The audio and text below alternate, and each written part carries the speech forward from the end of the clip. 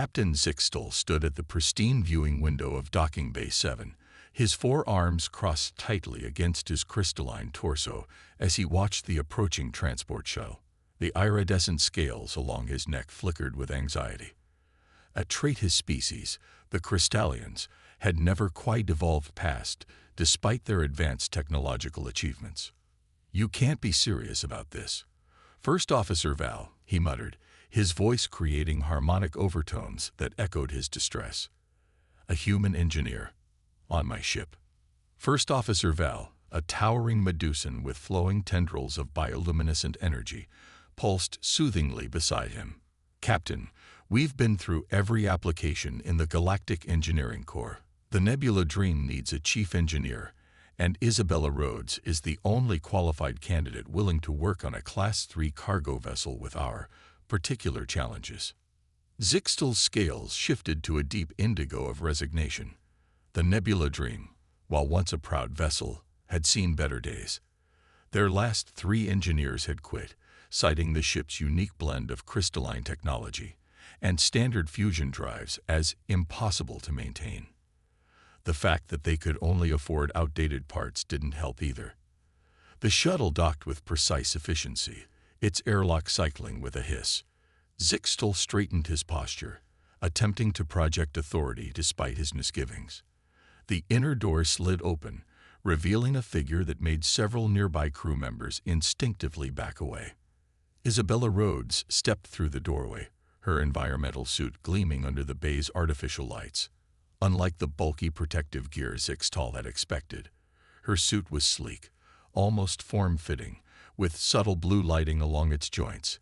Her helmet was transparent, revealing a face that seemed surprisingly normal, given all the horror stories about humans he'd heard.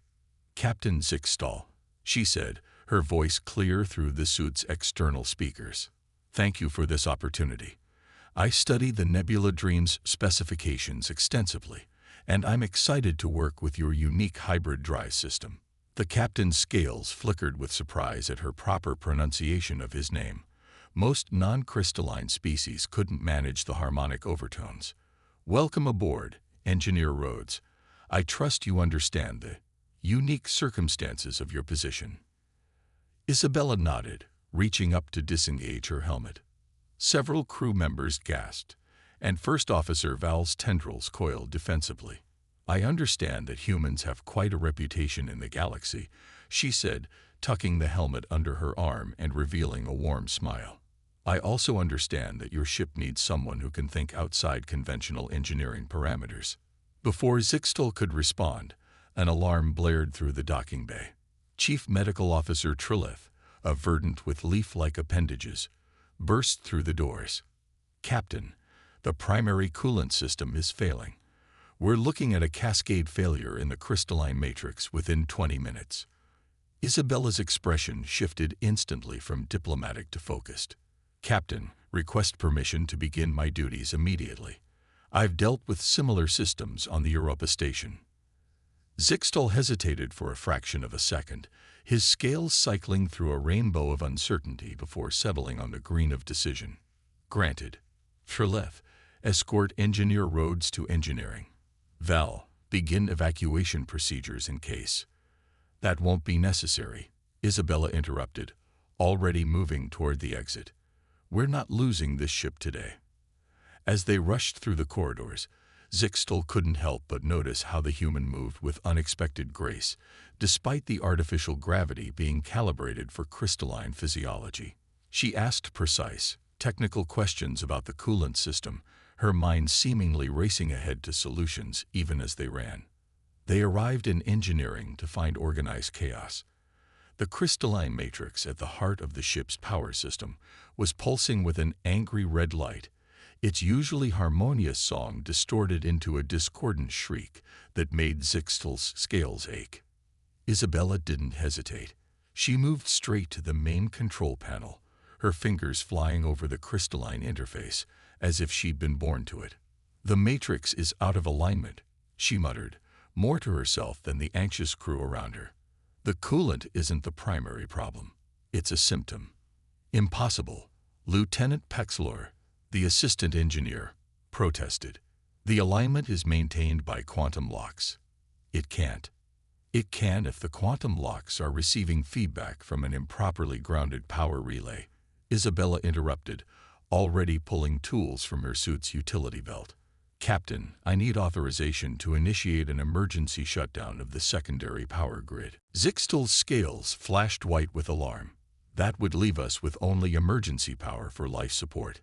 If you're wrong, then we'll be running on emergency power instead of watching the Matrix explode. Isabella finished, her eyes never leaving the display. Your call, Captain, but we got about 3 minutes before this decision becomes irrelevant. The captain looked at his first officer, whose energy tendrils were writhing with anxiety, then at his medical chief, whose leaves had turned a sickly yellow with stress. Finally, he looked at this human, this outsider who spoke with such confidence about systems she'd never seen before today. Do it, he ordered, his scales settling into the steady blue of command. Isabella's fingers danced across the controls, and the ship's lights dimmed as the secondary power grid went dark. The angry red pulse of the Matrix slowly faded to a dull orange, then a cautionary yellow.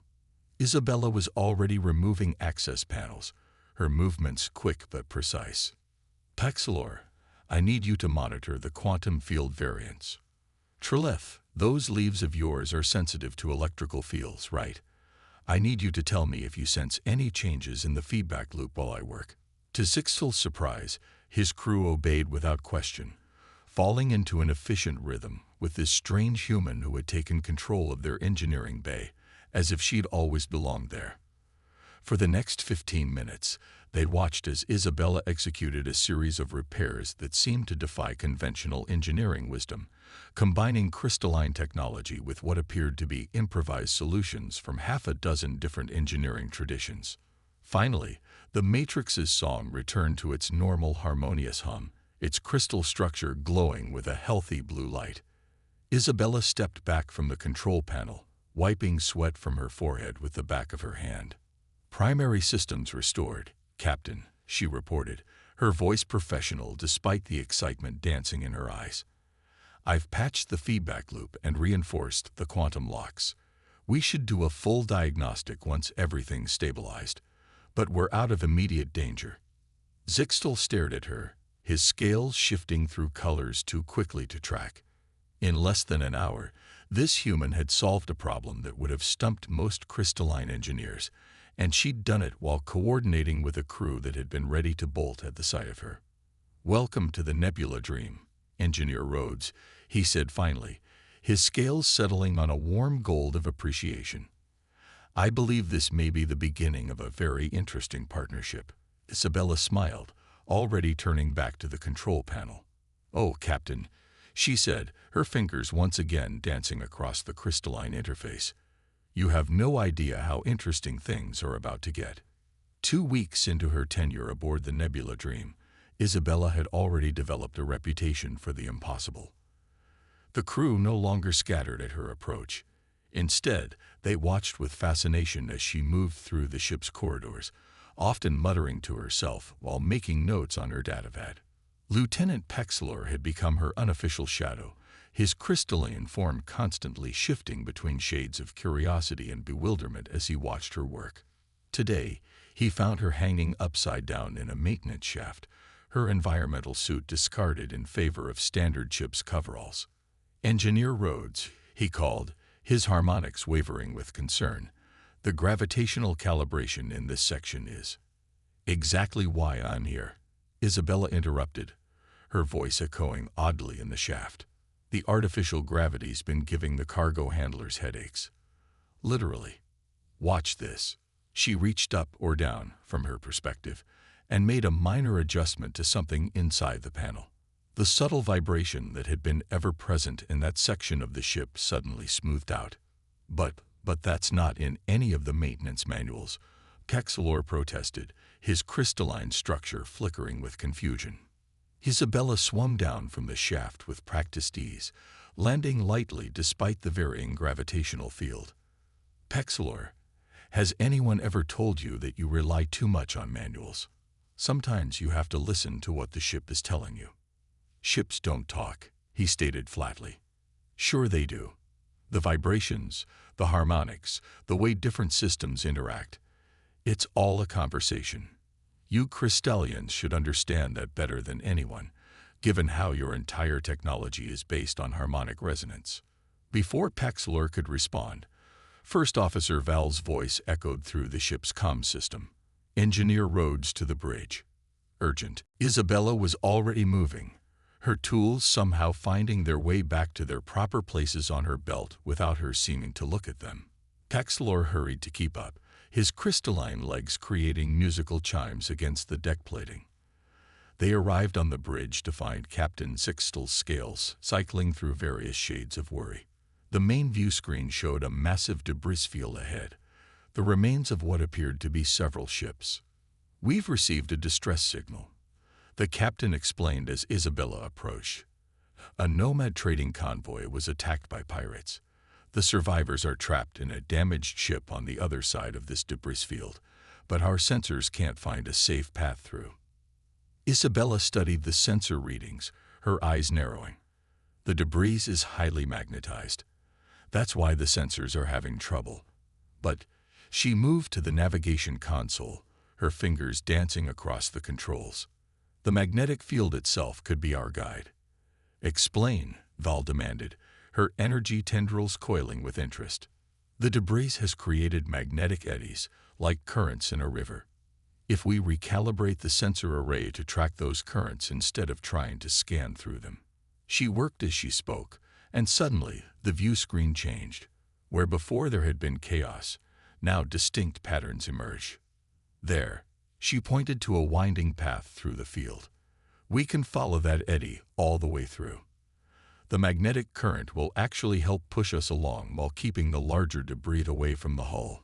Captain Sixtel's scales shifted to a skeptical purple. That's never been done before. The risk to the ship is less than the risk to those survivors if we don't reach them soon, Isabella finished. Captain, I can modify the shield harmonics to match the magnetic frequency. We'll slip through like a needle through silk. A what through what? Paxlor whispered, but everyone ignored him. The captain studied Isabella for a long moment, his scales gradually shifting from purple doubt to blue determination. Do it, but I want you monitoring the shield harmonics personally. For the next 2 hours, the Nebula Dream threaded its way through the debris field. Isabella stood at the engineering station, making constant minor adjustments to the shield harmonics as they rode the magnetic current. The crew watched in amazement as massive pieces of debris simply flowed around their shields, guided by the very forces that should have torn them apart. When they finally emerged on the other side, they found the survivors' ship barely maintaining life support. The rescue operation went smoothly, and soon the survivors, a family of nomad traders, were safely aboard. How did you know that would work? Paxlor asked Isabella later, as they worked to restore the shield generators to their normal configuration. Isabella smiled as she adjusted a crystal matrix. Back on Earth, there's an animal called an electric eel. It uses electromagnetic fields to navigate through muddy water where it can't see. I just applied the same principle on a larger scale. You based a completely untested space maneuver on the behavior of a water creature. His crystalline form flickered with disbelief. Nature usually figures out the best solutions long before we do, she replied. The trick is learning to listen, just like with ships. The news of their unconventional rescue spread quickly through the nearby sectors. The Nebula Dream, once known as a struggling cargo hauler, was gaining a reputation for the unusual. More importantly, the crew was beginning to see their human engineer in a new light. Captain Sixtel observed this change with interest. His scales had settled into a comfortable azure when he watched Isabella work, though they still occasionally flickered with surprise at her methods. First Officer Val's energy tendrils no longer coiled defensively in her presence, and even the most traditional crew members had stopped muttering about dangerous humans in the mess hall. But it was Paxlor who showed the most dramatic change. The lieutenant had begun asking questions, not just about procedures and regulations, but about Earth, about humans, about different ways of thinking about problems. His crystalline form often shimmered with excitement during their discussions, creating impromptu light shows in engineering. As Isabella made her final adjustments to the shield generators, she caught her reflection in a polished panel. The face that looked back at her was smudged with grease and glowing with satisfaction. She'd come aboard expecting to fight an uphill battle against prejudice and fear. Instead, she was finding something she hadn't expected: a crew that was learning to see beyond their preconceptions, and a ship that was becoming more than the sum of its parts. Little did she know, the real test of their growing trust was about to begin. The disaster struck without warning. The Nebula Dream was traversing a remote sector of space, carrying a shipment of rare crystalline matrices to the outer colonies, when every alarm on the ship screamed to life simultaneously. Multiple system failures. Pexler's harmonic voice cracked with panic. The main drive is destabilizing, and the backup systems aren't responding. Isabella was already moving before Captain Zixtel could give the order, her hands flying over the engineering console as she assessed the cascade of failures. What she saw made her blood run cold. "The quantum field generator is collapsing," she announced, her voice steady despite the gravity of the situation. "The crystalline matrices in the cargo hold are resonating at a destructive frequency. They're feeding back into our ship's systems." First Officer Val's energy tendrils crackled with alarm. "That's impossible. The cargo holds are shielded specifically to prevent." A violent shudder ran through the ship, cutting off her words. The lights flickered, and for a moment the artificial gravity wavered, sending loose objects floating briefly before crashing back down. "Theory later, survival now," Isabella snapped, already heading for the turbolift. "Pexler, with me. Captain, we need to get to engineering before the quantum field completely collapses, or we'll be looking at a chain reaction that'll tear this ship apart."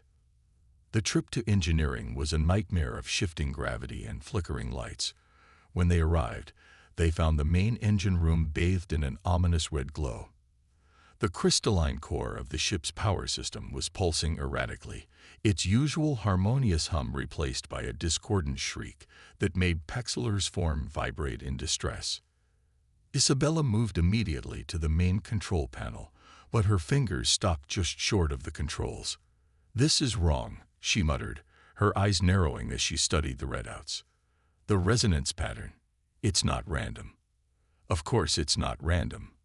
Pexler's voice created stress harmonics that made nearby crystal panels vibrate. "It's a cascade failure." "No," Isabella said slowly, her mind racing. "It's not a failure. It's a pattern. Someone deliberately triggered this resonance." She spun to face the communications panel. "Captain, I need you to scan for any unusual transmissions in the subspace bands used for crystalline communication." On the bridge, Captain Zixtel's scales flickered with surprise, but he gave the order. Moments later, his voice came back, tight with anger. "We're detecting a focused beam of crystalline energy. Origin unknown, but the pattern suggests artificial generation." "Pirates," Isabella growled. "They're using the cargo to try to disable us. Probably the same ones who attacked that Nomad convoy." Her fingers flew over the controls as she spoke. "They must have planted a resonance trigger in the cargo before we picked it up. When we entered their territory, they activated it." Another violent shudder ran through the ship. Warning lights flashed as structural integrity dropped in several sections. "We have maybe 10 minutes before the quantum field collapse reaches critical," Pexler reported, his crystalline form flickering between various shades of panic. Isabella was already pulling tools from her belt, her mind racing through possibilities. "We can't shut down the power system. Life support would fail before we could effect repairs. We can't eject the cargo. The resonance is already too deeply embedded in our systems." She paused, then turned to Pexler with a gleam in her eye that he had learned to both fear and admire. "But maybe we can use their own weapon against them." "What are you thinking?" Pexler asked, even as he moved to assist her. "The pirates are using a specific crystalline frequency to trigger the resonance cascade. But what if we could reverse the polarity of our quantum field and reflect that energy back along their transmission beam? Paxiller's form flickered with shock. That's not possible. The quantum field doesn't work that way. According to the manual, no. Isabella was already reconfiguring systems, her movements quick but precise. But quantum fields are just organized energy, and energy can be redirected if you understand the underlying principles. Captain, she called over the comm, I need you to be ready to trace that transmission beam back to its source the moment I give the word. The next 8 minutes were a blur of desperate activity. Isabella worked with a focused intensity that seemed to bend the laws of physics themselves, while Paxillor assisted as best he could, his crystalline nature allowing him to interface directly with some of the more delicate systems. Warning klaxons blared as the quantum field fluctuations reached dangerous levels. The ship's superstructure groaned under the strain of competing resonances. In engineering, crystal panels began to crack under the pressure. Isabella, Paxiller's voice was strained. We're running out of time. Almost, she muttered, making one final adjustment. There, Captain, trace that beam now. For a moment, nothing seemed to happen. Then the red emergency lights flickered and changed to a brilliant blue. The discordant shriek of the crystals transformed into a pure, piercing note that made every crystalline surface on the ship sing in harmony. On the main view screen, a small ship suddenly became visible as its cloaking field collapsed, its own crystalline systems overwhelmed by the reflected resonance beam. Got you, Isabella breathed, her face glowing with fierce satisfaction. Captain, I suggest you inform our uninvited guests that we're willing to discuss terms of surrender, preferably before their own quantum field collapse tears their ship apart. The pirate vessel's surrender was swift and unconditional. As security teams from the Nebula Dream boarded the disabled ship, Isabella finally allowed herself to relax, slumping against a console in exhaustion. I still don't understand, Paxillor said, his form shimmering with a mix of awe and confusion. How did you know that would work? Isabella smiled tiredly. On Earth, there's a martial art called Aikido. It's based on the principle of using an attacker's own energy against them. I just applied the same concept to quantum mechanics. You based a completely unprecedented manipulation of quantum fields on a human fighting technique. His crystalline structure flickered with what might have been laughter. Sometimes the best solutions come from unexpected places, she replied, patting his crystalline shoulder. Besides, it worked, didn't it? As the crew began the process of securing the pirates and stabilizing the ship's systems, Captain Zixtal watched his human engineer with newfound respect. His scales had settled into a deep gold of admiration, a color he had never expected to display toward a human. The Nebula Dream had survived its greatest crisis yet, not through superior firepower or conventional tactics, but through the unique combination of human ingenuity and alien technology. As Isabella began the process of repairing the damaged systems, humming an earth tune that seemed to harmonize perfectly with the ship's crystalline core, Zixtal realized that his ship and his crew would never be quite the same again. And somehow, that didn't seem like a bad thing at all. In the aftermath of the pirate attack, the Nebula Dream's reputation underwent a dramatic transformation. What had once been whispered about as a struggling cargo vessel held together by outdated technology was now spoken of with respect, and more than a little awe. The story of how a human engineer had turned a quantum resonance attack back on its perpetrators spread through the space lanes like wildfire. But for Isabella and the crew, the real changes were happening on a much more personal level. You want me to what? Isabella asked, looking up from her diagnostic panel to stare at Paxillor in surprise. The crystalline engineer's form was shimmering with an unusual pattern that she had come to recognize as enthusiasm. Teach us, he repeated, gesturing to the small group of crew members gathered in engineering. Not just about human engineering techniques, but about how you think, how you approach problems. Isabella glanced at the assembled crew. A mix of species she would never have expected to see working together voluntarily just a few months ago. Besides Pexlor, there was Cuttle, a young crystalline navigator whose scales constantly shifted with curiosity.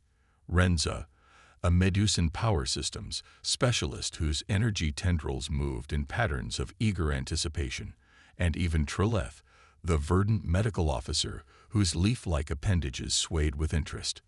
"I'm not sure I'm qualified to," Isabella began, but Captain Sixtel's voice interrupted her as he entered engineering. "You are more than qualified, Engineer Rhodes," he said, his scales glowing with a warm blue of approval. "Your methods may be unconventional, but they have proven their worth. More importantly, you have shown us that there is value in looking beyond our traditional boundaries." Isabella felt a warmth spread through her chest that had nothing to do with the engine room's ambient temperature. "All right," she said, setting down her diagnostic tool. "But we're going to do this my way, which means getting your hands dirty." Over the next few weeks, as the Nebula Dream continued its cargo runs, engineering became more than just the heart of the ship's systems. It became a classroom, a laboratory, and sometimes even a philosophical debate hall. Isabella taught her eager students about human approaches to problem solving, while they shared their own species' perspectives and techniques. "The key," she explained one day, as they worked on upgrading the shield harmonics, "isn't to throw out everything you know. It's about learning to see familiar things in new ways. Take this crystal matrix, for example. You've always used it as a power conduit, but what if we think of it as a lens instead?" "A lens?" Catal's scales flickered with confusion. "But it doesn't focus light." "No, but it does focus energy. If we adjust the crystalline structure just so," Isabella made a minute adjustment, and suddenly the power flow through the shield grid became visible as a beautiful pattern of interconnected energy streams. "Now we can see exactly how the power is flowing, and where we might make improvements." That's brilliant," Trilleth whispered, his leaves quivering with excitement. "We could apply the same principle to medical scanning equipment." The learning went both ways. Isabella found herself developing a deeper appreciation for the elegant efficiency of crystalline technology, the subtle power of Medusan energy manipulation, and the organic wisdom of verdant biological systems. She began incorporating elements of all these traditions into her work, creating hybrid solutions that were more effective than any single approach. But it wasn't until they encountered the quantum storm that the true value of their shared knowledge was put to the test. The storm appeared without warning, a massive disturbance in subspace that threatened to tear the fabric of space-time itself. The Nebula Dream was caught on its edge, its systems struggling against forces that defied conventional physics. "Standard shields are failing," Renza reported, her energy tendrils crackling with stress. "The quantum fluctuations are too intense. We need to think differently," Isabella said, her mind racing.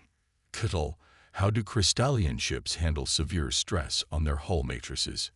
"We adjust the crystalline frequency to create a harmonic resonance that disperses the energy," Cuttle replied, his scales cycling through analytical patterns. "Trilleth, how do verdant vessels protect themselves from environmental threats?" "Our bioships create layered membranes that adapt to different types of damage," the medical officer responded, catching on to her train of thought. "And Medusans use energy fields that flow and bend rather than trying to block force directly," Renza added, her tendrils weaving with sudden understanding. "Exactly." Isabella's eyes were shining with excitement. "We don't need to fight the storm. We need to work with it. Pexlor, help me reconfigure the shield grid.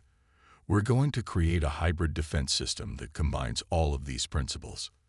What followed was a symphony of cooperation unlike anything the galaxy had seen before. Under Isabella's guidance, the crew worked together to modify their shields, each contributing their species' unique insights and abilities. Crystalline technology provided the framework. Medusan energy manipulation gave it flexibility. Verdant biological principles allowed it to adapt, and human ingenuity tied it all together in ways no one had ever imagined possible. The result was extraordinary.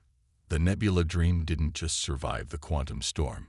It rode it like a surfer on a wave, using the very forces that should have destroyed it to power its way through to safety.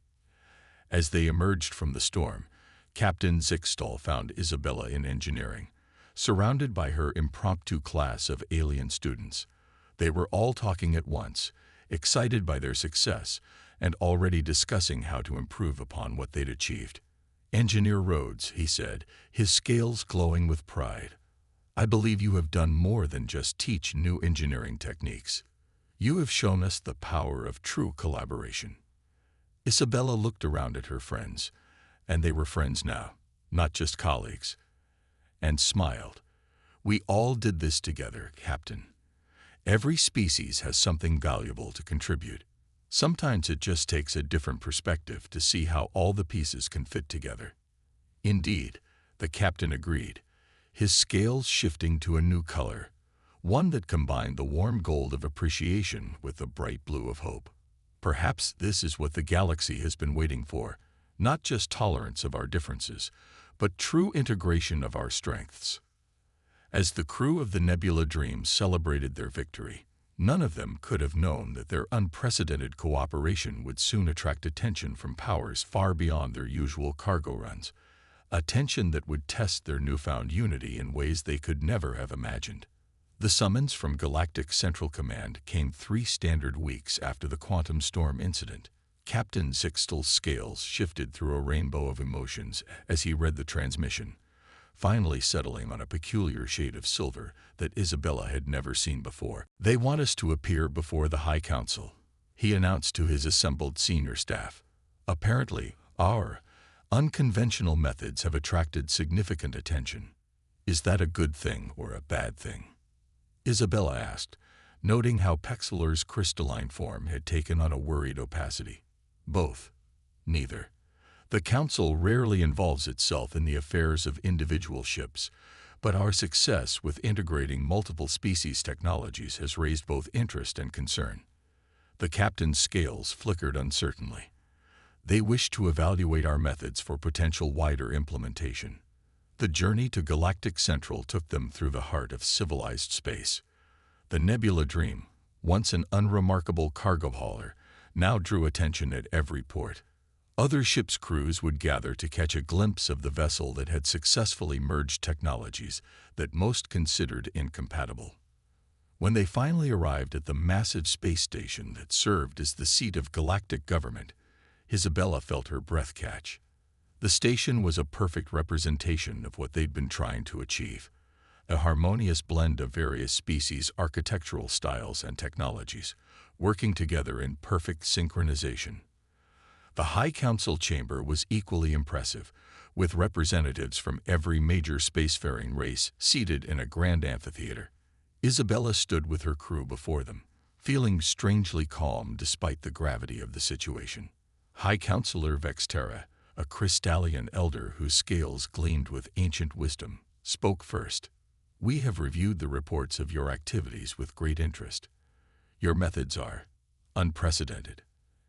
"And dangerous," interrupted Councilor Meserath, a Medusan whose energy form crackled with disapproval. "Mixing technologies in such a way risks catastrophic failures.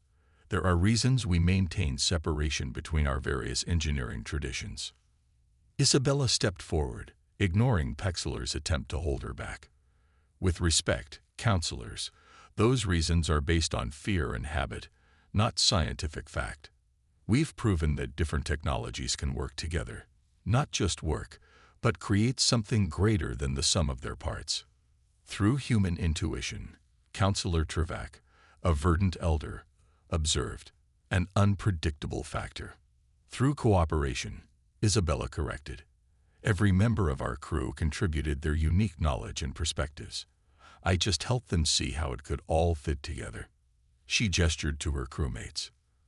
Pexler's understanding of crystalline harmonics, Renz's mastery of energy fields, Treleth's insights into biological systems, these weren't just add-ons to a human solution.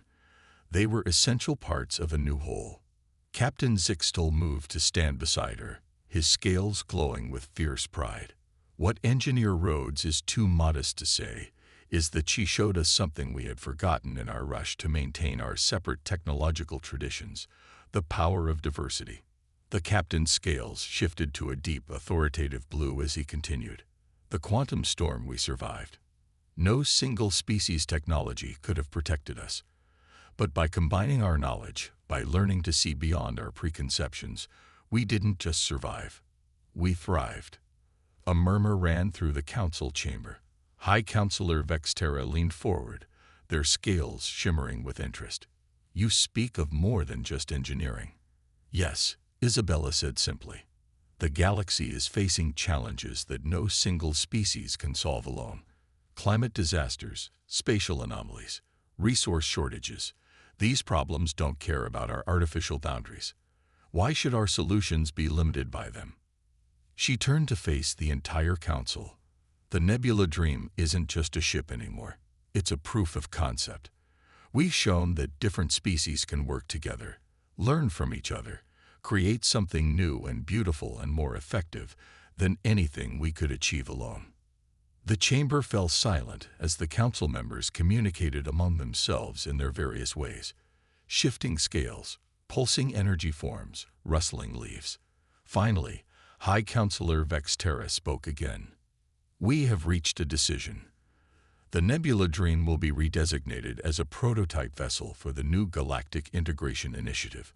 You will continue your current operations, but with an additional mandate: to develop and test new combinations of our various technologies, and to train crews from all species in your methods." Isabella felt her heart soar as the counselor continued. "Furthermore, we are establishing a new division within the Galactic Engineering Corps, focused on cross-species technological integration. Engineer Rhodes, we would like you to oversee its development." The celebration aboard the Nebula Dream that night was unlike anything the ship had ever seen. The mess hall was filled with crew members of all species, sharing stories, ideas, and dreams for the future. Isabella found herself surrounded by her original students, now teachers in their own right. "To think," Pixaslor mused, his crystalline form glowing with joy, "all this started because we were desperate enough to hire a human engineer." "No," Captain Zixtal corrected, his scales shimmering with the complex gold-blue-silver pattern that Isabella now recognized as happiness. "It started because we were fortunate enough to find someone who could see past our differences to our shared potential." Isabella looked around at her crew, her family, and felt a warmth that went beyond any technological achievement. "You know what the best part is," she said, smiling. "We're just getting started." As the Nebula Dream floated in space near Galactic Central, its crystalline core humming in perfect harmony with its fusion drives, its hybrid shields glowing with combined energy patterns never seen before, it stood as a symbol of what was possible when fear gave way to curiosity, when tradition opened itself to innovation, and when different species came together not just to coexist, but to create something entirely new. The ship that had once been a struggling cargo hauler had become something more, a beacon of hope for a galaxy that was finally learning to embrace its diversity as a source of strength. And somewhere, in the vast expanse of space, other ships were already beginning to follow its lead, carrying the promise of a future where the boundaries between species were not walls to separate them, but bridges to bring them together. End of story.